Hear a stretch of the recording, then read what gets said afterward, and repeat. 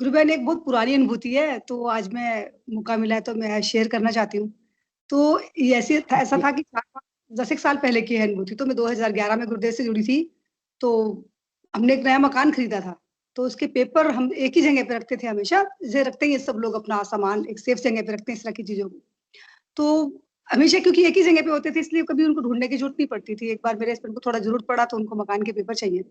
तो जैसे ही फिर मैंने वहीं जाके देखा जहाँ मैं रखती थी हमेशा तो मुझे वो पेपर वहाँ नहीं मिले। फिर हमने पूरा घर छान मारा, सब पलंग वगैरह खोल के सब इधर-उधर सब देखा कि वही पेपर आखिर गए कहाँ?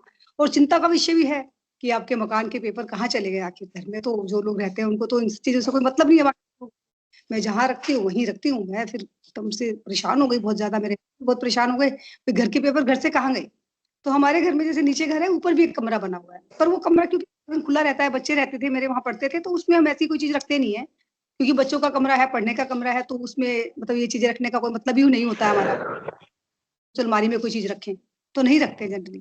तो फिर मैंने गुरुदेव से सगुन नाम जप किया, गुरुदेव से प्रार्थना करनी शुरू की, गुरुदेव कहाँ चले गए पेपर? आप ही मदद करो, आप ही या तो ध्यान के दौरान बताओ मुझे कहाँ रखे पेपर कि मेरे आँखों के सामने आ जाएँ या फिर कुछ तो आप क्लू दो, कुछ तो बताओ पेपर रखे कहाँ हैं? पर मुझे ये तो पता था कि भई जाएँगे कहाँ? होंगे तो घर में ही पर टाइम पे नहीं मिल पा रहे हैं तो उसका भी कोई मतलब नहीं है। तो फिर मेरे हस्बैंड भी मुझे वैसे उन्होंने नाम जप नहीं करते हैं, वो नाम नहीं लिया हुआ है। पर जब कोई समस्या आती तो वो मुझे बोलते तेरे गुरुदेव से पूछ ले, तेरे गुरुदेव को बोल दे काम कर देंगे तेरा। बहुत बार ऐसा होता है कि जब उनका भी नहीं होता तो मुझे कहते हैं तेरे गुरुदेव को बोल ना काम कर देंगे। तो मैं कहती हूँ नहीं तुम अपना काम खुद करवाओ गुरुदेव से, नाम जप करो, ध्यान करो। कहते जब मेरा टाइम आएगा तब मुझे नाम देंगे गुरुदेव, अभी तो नहीं दिया है, चल तू मेरा काम तो करवा दे। तो वो तो मेरा ही काम था मैंने गुरुदेव से प्रार्थना की लेकिन 3-4 दिन हो गए मुझे पेपर नहीं मिले। फिर मेरे हस्बैंड कहने लगे चलो रजिस्ट्रार के ऑफिस जाना पड़ेगा, नए पेपर निकलवाने पड़ेंगे क्योंकि पेपर बनवाने में दिक्कत भी बहुत आती है, घर के नए पेपर बनवाने में दिक्कत आती है और वो इतना पॉसिबल भी नहीं होता और ओरिजिनल पेपर जैसे वो पेपर बनते भी नहीं है, क्योंकि ओरिजिनल ही होते हैं, तो वो खो गए तो बड़ी मुश्किल फिर गुरुदेव के चरणों में बैठ गई। गुरुदेव आपके बिना तो ये काम संभव ही नहीं है, कोई नहीं कर सकता। आप ही कर सकते हो, कितने दिन लगाने हैं आपने आप देख लो आप। आप ही मैं ज़्यादा नाम जप करूँ, ज़्यादा प्रार्थना करूँ आपसे तो यही सही मैं आज सुबह बैठूँगी। उठूँगी ही नहीं 2 घंटे तक जब तक आप बता नहीं दोगे पेपर कहाँ रखे हैं।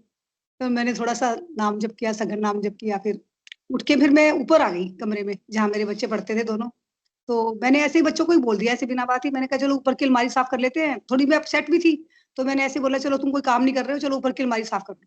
उस कमरे में ऊपर एक छोटी-सी अलमारी बनी हुई थी, इसके ड्रॉवर ड्रॉवर नहीं मतलब ऊपर एक जैसा होता है वैसा। तो हम च मेरा बेटा चढ़ गया ऊपर और उसने सारा सामान नीचे डाल दिया, एक-एक करके। तो उसके अंदर जैसे सीढ़ी-वीढ़ी सारा सामान था और बेकार ही फालतू का सामान था जो हम यूज़ नहीं करते, हम ऊपर फेंक देते हैं। तो वो हमने सारा खोला तो उसमें मेरे मकान के पेपर रखे थे। अलमारी खोली तो जैसे सामान नीचे डाला तो मकान के पेपर भी नीचे आके गिरे। पर वो मुझे मिल गए और फिर बताया मेरे हस्बैंड को कि पेपर तो देखो ऊपर पर आज तक हमें समझ नहीं आती है बात कि वो मकान के पेपर ऊपर गए कैसे? और फिर वो मिले कैसे? क्योंकि अलमारी हम जनरली खोलते ही नहीं है क्योंकि जो जो काम समझ में नहीं आया, जो सीढ़ी नहीं चाहिए, जो चीज़ नहीं चाहिए वो ऊपर डाल दो अलमारी में। कभी साल 2 साल में खोलेंगे तो करेंगे। तो फिर वो उस दिन पता नहीं मुझे क्या हुआ, बस नाम जप किया, ध्यान किया, गुरुदेव से प्रार्थना की, करुण प्रार्थना की, गुरुदेव 3-4 दिन हो गए हैं आपको, अब तो काम करो। मैंने ऐसे ही बोल दिया, मैंने कहा चलो आज अलमारी साफ कर लेते हैं। तो वो पेपर नीचे गिरे और जैसे अलमारी खोली, सामान डाला नीचे तो वो पेपर अरे! मैंने कहा ये रहे पेपर। मैं गुरुदेव को आज तक थैंक यू बोलती हूँ इस बात के लिए।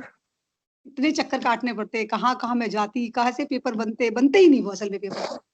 ज़ख्मी हो जाता ओ जाता है इन चीज़ों को। तो गुरुदेव की तो ऐसी महिमा है, वो अंग-संग ही रहते हैं, उनको सब पता होता है। कई बार वो आपके धैर्य की परीक्षा भी लेते हैं कि नाम जप करेगी, थोड़ा विश्वास रखेगी कि नहीं रखेगी? कि विश्वास तो करो तुम, थोड़ा टाइम तो दो काम करने का। तो अंग-संग ही रहते हैं वो, उनको पता होता है कौन-सी चीज़ नहीं है। टाइम आने पे वो बता भी देते हैं तुम्हारा सामान कहाँ रखा है, नहीं तो और ये मुझे आज तक समझ नहीं आती वो गए कैसे ऊपर? पर मिल गए मुझे यही बहुत बड़ी बात थी कि गुरुदेव का और मेरे साथ हमेशा होता है गुरुबहन, जब भी कोई ज़्यादा प्रॉब्लम होती है तो मैं समझ जाती हूँ कि मेरा नाम जब ढीला चल रहा है, मुझे नाम बढ़ाना है और गुरुदेव से करुण प्रार्थना करनी है।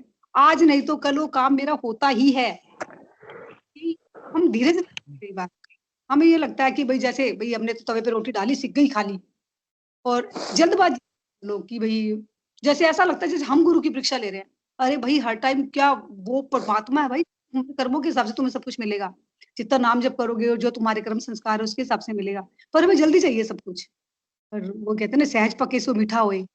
कि जो धीरे-धीरे, आराम-आराम से होगा वो शाश्वत होगा और लंबा चलेगा। तो गुरुग्रहण भी ऐसे ही बस छोटी-छोटी बहुत सारी अनुभूतियाँ ऐसे तो मेरी।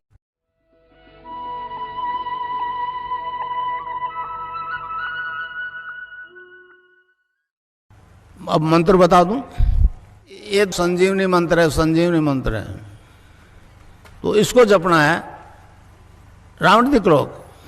तो किसी बीमारी से ग्रसित हो, इससे ठीक हो जाओगे आप। मन ही मन जपो, और जीव नहीं रहना चाहिए। अच्छा, अब ध्यान करो भाई 15 मिनट, यहां मुझे देखो और नाम जप चालू रखो। कोई प्रकार की योगिक क्रिया हो तो घबराएगा नहीं, 15 मिनट ध्यान करो, 15 मिनट में अपना बंद हो जाएगी। तो मंत्र है cling Krishna cling, cling Krishna cling. मन ही मन जपो, और जीव नहीं रहना चाहिए। Cling Krishna cling, cling Krishna cling, cling Krishna cling, cling Krishna cling, cling Krishna cling, cling Krishna cling, cling Krishna cling, cling Krishna cling, cling Krishna cling.